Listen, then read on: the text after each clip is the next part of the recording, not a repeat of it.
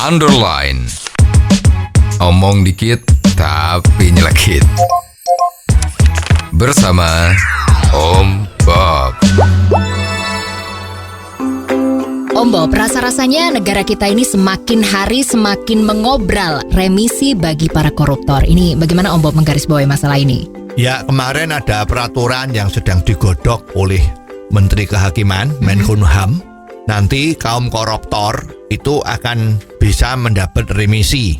Lah alasannya ini yang menggelikan ya, seperti dunia dagelan saja ya. Alasannya adalah kapasitasnya penjara itu sudah tidak mencukupi. Artinya terlalu banyak yang dimasukkan di dalam penjara. Nah, terus mempunyai pemikiran kalau para koruptor itu cepat-cepat diberi remisi, bila perlu remisinya besar ya, biar cepat keluar supaya masalah kurang tempatnya penjara ini menjadi selesai. Betul. Nah, ini kan gila. Tujuan di penjara itu kan membuat jera. Kalau alasannya itu tempatnya tidak cukup terus diberi remisi, ini betul-betul menggelikan dunia. Menggelitik rasa keadilan dari seluruh rakyat Indonesia. Sama sekali ini tidak betul. Kabarnya hal ini juga berkaitan dengan adanya justice kolaborator. Ini sebenarnya apa sih Om Bob? Justice kolaborator itu sebetulnya itu yang nggak usah digembar-gemborkan. Itu adalah teknik-teknik negosiasi di dalam menggali keterangan-keterangan dari pesakitan. Karena sebuah korupsi itu kan tidak bisa dilakukan sendiri, ya pasti melibatkan beberapa orang, ya. Kalau pada saat dilakukan penyidikan itu sang pesakitan tadi itu berbelit-belit, maka penyidik bisa menggunakan model justice kolaborator, yaitu juga terkenal dengan whistleblower. Jadi dia diiming-imingi akan diringankan hukumannya kalau dia mau memberitahu siapa saja yang terlibat.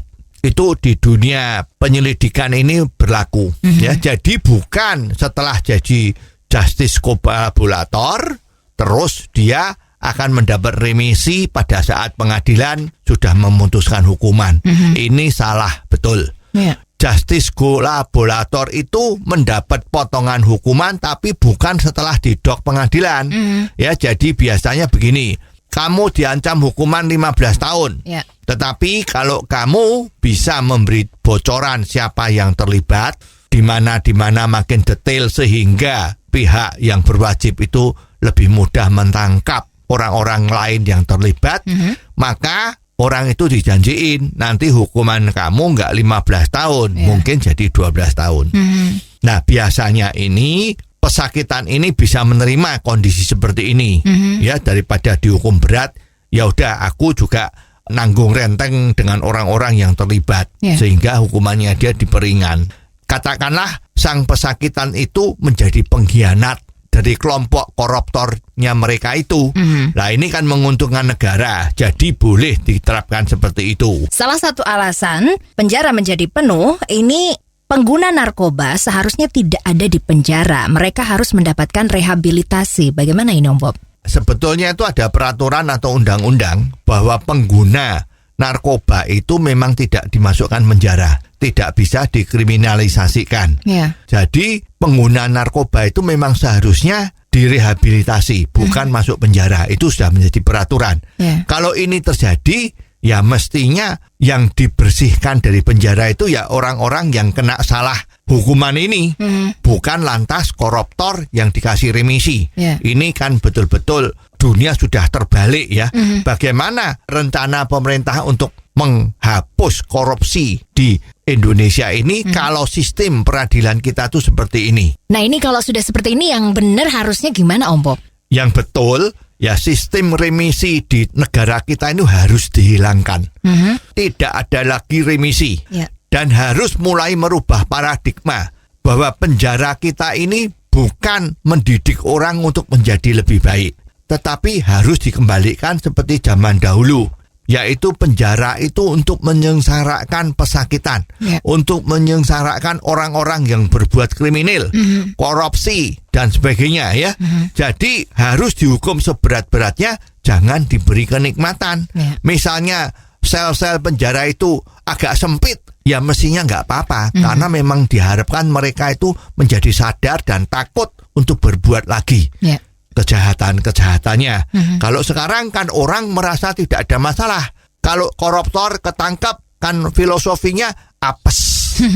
Ya, wong lain tidak kecekel kok saya kecekel. Nah, berarti apes. Nah, ini karena penjara itu dianggap tempat yang tidak susah.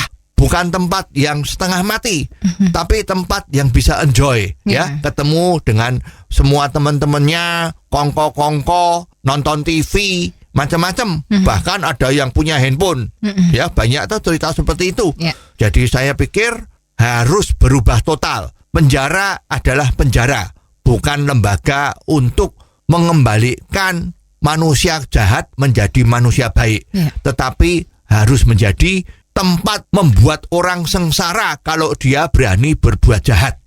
Nah, kalau ini dilaksanakan, saya yakin dalam waktu tidak terlalu lama penjahat-penjahat di Indonesia, termasuk koruptor, itu akan lebih cepat hilang dari permukaan tanah air kita ini. Oh, jadi begitu ya Om Bob. Jelas deh sekarang. Terima kasih Om Bob untuk waktunya. Sampai ketemu lagi di waktu yang akan datang. Untuk kritik dan kasus yang perlu dikomentari Om Bob, silahkan kirimkan email Anda ke ombobindonesia@hotmail.com. ombobindonesia@hotmail.com. Underline. Omong dikit tapi nyelekit. Bersama Om